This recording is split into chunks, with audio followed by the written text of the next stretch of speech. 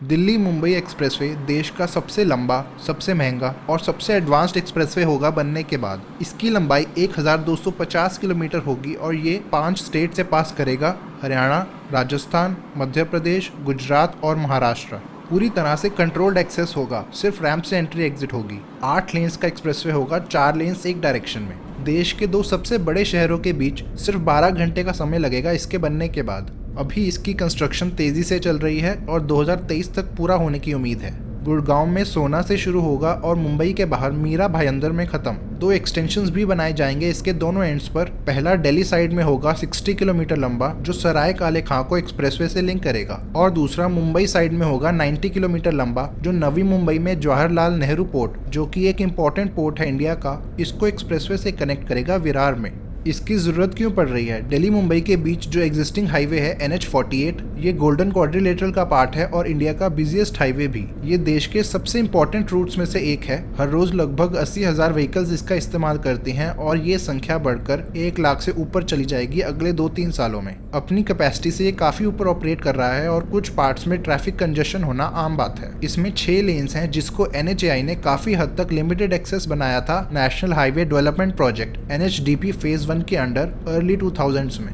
हर बड़े टाउन के around bypass और इंटरसेक्शंस पर फ्लाईओवर्स बनाए गए थे, जिससे काफ़ी इंप्रूवमेंट हुई थी। मगर ग्रोथ के साथ हाईवे में कुछ बॉटलनेक्स उभर के आए, जिससे इसकी एफिशिएंसी में गिरावट हुई। इसीलिए कैपेसिटी को बढ़ाने के लिए एक्सप्रेसवे प्रपोज किया गया। पहले तो प्लान था पुराने हाईवे को चौड़ा करके बीच में एक्सप्रेसवे बनाने का, लेकिन हाईवे के साथ कंटिन्यूअस रिबन डेवलपमेंट की वजह से उसको वाइड करना काफ़ी मुश्किल साबित हुआ। इसके लिए पहले हज़ारों लोगों को डिस्प्लेस करना पड़ता और वो लैंड एक्विजिशन भी काफ़ी महंगा होता। अगर कोई दूसरा रूट चूज करते वाइड करने के लिए, जैसे दिल्ली आगरा मुंबई, तो वो काफ़ी लंबा पड़ता। इसीलिए नया ग्रीनफील्ड एक्सप्रेसवे ही एक फीजिबल सॉल्यूशन बचा। बनने के बाद ये देश का सबसे लंबा एक्सप्रेसवे होगा, आगरा लखनऊ एक्सप्रेसवे से 4 गुना लंबा। इसका पूरा रूट देखते हैं। गुड़गांव में सोना से शुरू होगा, फिर मेवात से होते हुए अलवर, मंदसौर और दाहोद से पास करेगा, फिर वडोदरा से होते हुए NH48 के पैरेलल चलेगा एंड तक, जहां ये मुंबई के बाहर मीरा भाईंदर में खत्म होगा। कुल 1250 किलोमीटर की लंबाई है, जिसमें से 80 किलोमीटर हरियाणा में, राजस्थान में 380 किलोमीटर, मध्य प्रदेश में 370, गुजरात में 300 और महाराष्ट्र में 120 किलोमीटर की लेंथ आएगी। इसके बनने से दिल्ली और मुंबई के बीच 150 किलोमीटर से डिस्टेंस कम होगा और ट्रैवल टाइम 24 घंटे से घटकर 12 घंटे हो जाएगा। दिल्ली से वडोदरा के लिए 9 घंटे लगेंगे, 18 घंटे से कम होकर। पहले अलग से मुंबई वडोदरा एक्सप्रेसवे बनाया जा रहा था, अब उसको इस प्रोजेक्ट के अंदर मर्ज कर दिया गया है। पूरा प्रोजेक्ट भारतमाला परियोजना का पार्ट है, जो कि इंडिया का biggest road infrastructure development program है। ये expressway Delhi Mumbai industrial corridor में भी आएगा, वेस्टर्न डेडिकेटेड फ्रेट कॉरिडोर के साथ। दिल्ली मुंबई देश का बिजिएस्ट फ्रेट कॉरिडोर है, जो कि फ्यूचर में और ग्रो करेगा। एक्सप्रेसवे 8 लेन्स का होगा, जिसमें 120 किलोमीटर पर आवर की स्पीड लिमिट रखी जाएगी। कुछ एरिया रिजर्व रखा जाएगा इसके दोनों तरफ, जिससे फ्यूचर में इसको चौड़ा किया जा सके 12 लेन्स तक ट्रैफिक ग्रोथ के हिसाब से। एक्सप्रेसवे की कॉस्ट लगभग 1 लाख करोड़ रुपए होगी, जिसमें से लगभग 60,000 करोड़ रुपए कंस्ट्रक्शन में लगेंगे और बाकी लैंड एक्विजिशन में। कंस्ट्रक्शन को 2 भागों में किया जा रहा है, पहला मुंबई वडोदरा सेक्शन और दूसरा दिल्ली वडोदरा सेक्शन। इसमें कंक्रीट पेवमेंट इस्तेमाल होगी और इसमें एसफाल्ट पेवमेंट। इसको बनाने में हाइब्रिड एन्युटी मॉडल HAM का इस्तेमाल होगा, जिसका मतलब प्रोजेक्ट की 40% फंडिंग गवर्नमेंट करेगी और बाकी 60% कॉन्ट्रैक्टर्स खुद लगाएंगे। फिर प्रोजेक्ट पूरा होने के बाद कॉन्ट्रैक्टर्स को सालाना कॉम्पनसेशन मिलेगा कुछ टाइम के लिए। इसका अमाउंट और टाइम पीरियड पहले से ही डिसाइड किया जाएगा। इसको engineering, procurement and construction EPC mode से बनाया जाएगा, जिसका मतलब कॉन्ट्रैक्टर्स के पास सारी रिस्पॉन्सिबिलिटी होगी, डिजाइनिंग से लेके कंस्ट्रक्शन तक, प्री डिटर्मिन्ड अमाउंट पर। फिर पूरा होने के बाद प्रोजेक्ट को गवर्नमेंट को सौंप दिया जाएगा। इन दोनों ही मॉडल्स में टोल गवर्नमेंट कलेक्ट करेगी, कॉन्ट्रैक्टर्स नहीं। पूरे रूट में 1000 किलोमीटर से ज़्यादा के कॉन्ट्रैक्ट्स अवार्ड हो चुके हैं और 680 किलोमीटर से ज़्यादा अभी अंडर कंस्ट्रक्शन है। 2019 में कंस्ट्रक्शन शुरू हुई थी और 2023 का टारगेट रखा गया है कंप्लीशन का। एक्सप्रेसवे के कुछ फायदे। सबसे पहला, ट्रैवल टाइम में काफ़ी इंप्रूवमेंट होगी। दिल्ली से जयपुर के लिए 1.5 घंटे का समय बचेगा, अहमदाबाद के लिए 5 घंटे, भोपाल के लिए 6, वडोदरा के लिए 9 और मुंबई के लिए 12 घंटे का समय बचेगा। कुल 12 घंटे में दिल्ली से मुंबई की यात्रा पूरी की जा सकेगी, जिसमें आज 24 घंटे से ज़्यादा समय लगता है। इससे काफ़ी इकोनॉमिक बेनिफिट्स होंगे, स्पेशली कार्गो मूवमेंट में। लॉजिस्टिक्स की कॉस्ट में 8 से 9% की कटौती होने की उम्मीद है, जिससे 1 लाख करोड़ रुपए बचा पाएंगी वो कंपनीज अगले 70-80 सालों में। टोटल 15,000 हेक्टेयर का लैंड एक्वायर किया गया है पूरे रूट के लिए। NHAI के अकॉर्डिंग अनयूज्ड और अंडर डेवलप्ड लैंड को भी इस्तेमाल किया जाएगा, जिससे यहाँ इकोनॉमिक एक्टिविटी और इंडस्ट्रियलाइजेशन बढ़ेगी, साथ में कई लोगों को एम्प्लॉयमेंट भी मिलेगी। इन एरियाज का काफ़ी लैंड एक्वायर किया जा रहा है राजस्थान और मध्य प्रदेश में। उनके हिसाब से वो लगभग 16,000 करोड़ रुपए बचा पाए हैं लैंड एक्विजिशन में, क्योंकि इन एरियाज का लैंड सस्ता होता है। एक्सप्रेसवे को बनाने में मॉडर्न टेक्निक्स जैसे एडवांस परपेचुअल पेवमेंट इस्तेमाल होगी, जिससे पेवमेंट की लाइफ बढ़ेगी और 50 साल तक कम मेंटेनेंस करनी पड़ेगी उस पर।